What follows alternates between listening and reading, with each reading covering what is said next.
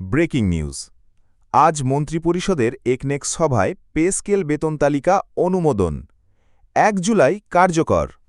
তো দর্শক, নবম পে স্কেলের আজকের মহা আপডেটটি আপনি একজন সরকারি কর্মচারী হয়ে থাকলে শেষ পর্যন্ত দেখুন এবং শুরুতেই এক্ষুনি চ্যানেলটি সাবস্ক্রাইব করে রাখুন নিয়মিত পে স্কেলের আপডেট পেতে।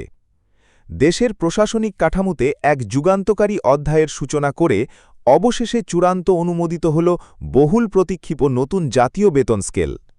আজ অনুষ্ঠিত মন্ত্রিপরিষদের একনেক সভায় দীর্ঘ আলোচনার পর এই নতুন বেতন তালিকার খসড়া চূড়ান্ত করা হয়। সরকারের এই সিদ্ধান্তের ফলে দেশের প্রায় ১৮ লক্ষাধিক সরকারি কর্মকর্তা ও কর্মচারী সরাসরি উপকৃত হতে যাচ্ছেন।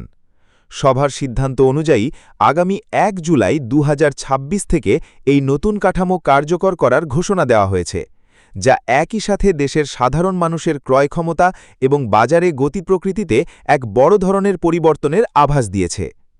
একনেক সভা শেষে নাম প্রকাশে অনিচ্ছুক অর্থ মন্ত্রণালয়ের একজন উচ্চপদস্থ কর্মকর্তা জানিয়েছেন, এবারের বেতন স্কেল নির্ধারণের ক্ষেত্রে শুধুমাত্র বেতন বৃদ্ধি নয়, বরং সামাজিক সাম্য এবং জীবনযাত্রার প্রকৃত ব্যয়ের উপর বিশেষ করে গুরুত্ব দেওয়া হয়েছে। সাম্প্রতিক সময়ে বিশ্বজুড়ে অর্থনৈতিক অস্থিতিশীলতা এবং দেশের অভ্যন্তরে দ্রব্যমূল্যের ঊর্ধ্বগতির কারণে সরকারি কর্মচারীদের একটি বড় অংশ চরম আর্থিক সংকটের মধ্য দিয়ে যাচ্ছিলেন। বিশেষ করে ১১ থেকে ২০ গ্রেডের কর্মচারীদের জীবনযাপন কষ্টসাধ্য হয়ে পড়েছিল।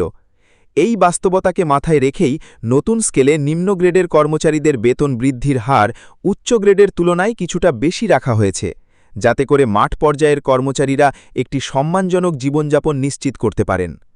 অর্থনৈতিক বিশ্লেষণে দেখা গেছে ২০১৫ সালের সর্বশেষ বেতন স্কেল ঘোষণার পর থেকে এ পর্যন্ত মুদ্রাস্ফীতির হার কয়েক গুণ বেড়েছে।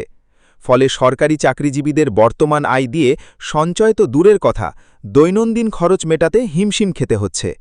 নতুন অনুমোদিত তালিকায় ২০তম গ্রেডের একজন কর্মচারীর প্রারম্ভিক মূল বেতন বর্তমানের তুলনায় প্রায় দ্বিগুণ বাড়িয়ে ২০,৫০০ টাকা করার প্রস্তাব রাখা হয়েছে। তো দর্শক, ভিডিওটির এই মুহূর্ত পর্যন্ত যারা দেখছেন, চ্যানেলটি সাবস্ক্রাইব করে ভিডিওটি কন্টিনিউ করুন নবম পে স্কেলের সকল নিউজ সবার আগে পেতে। তো দর্শক, এমনটাই আশা করছি সবাই। দিন শেষে এই নতুন পে স্কেল কাঠামো দেশের সামগ্রিক অর্থনৈতিক চাকা সচল রাখবে। ১ জুলাই থেকে কিন্তু এটি বাস্তবায়িত হতে যাচ্ছে। প্রস্তাবিত বেতন গ্রেডের সর্বনিম্ন বেতন ২০,০০০ এবং সর্বোচ্চ ১,৬০,০০০ টাকা নির্ধারণের সুপারিশ করা হলো। তো সর্বনিম্ন ও সর্বোচ্চ বেতনের অনুপাত কিন্তু ১:৮, যা দেশের ইতিহাসে সর্বকালের সর্বনিম্ন।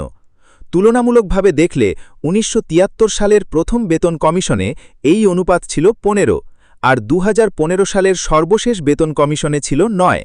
তো বর্তমানে ঢাকা সিটি কর্পোরেশন এলাকায় কর্মরত ২০তম গ্রেডের একজন কর্মচারীর মূল বেতন কিন্তু ৮,২৫০ টাকা এবং বাড়ি ভাড়া ভাতা সহ অন্যান্য সব কিছু মিলিয়ে পান ১৬,৯৫০ টাকা। প্রস্তাবিত বেতন স্কেলে ওই কর্মচারীর মূল বেতন হবে ২০,০০০ টাকা এবং ভাতাসহ মোট বেতন দাঁড়াবে ৪১,৯০৮ টাকা। তো সেদিক দেখতে গেলে সব গ্রেডে বেতন বাড়ছে। তো দর্শক, নবম পে স্কেলের সর্বশেষ আপডেট পেতে চ্যানেলটি এক্ষুনি সাবস্ক্রাইব করে রাখুন। ধন্যবাদ।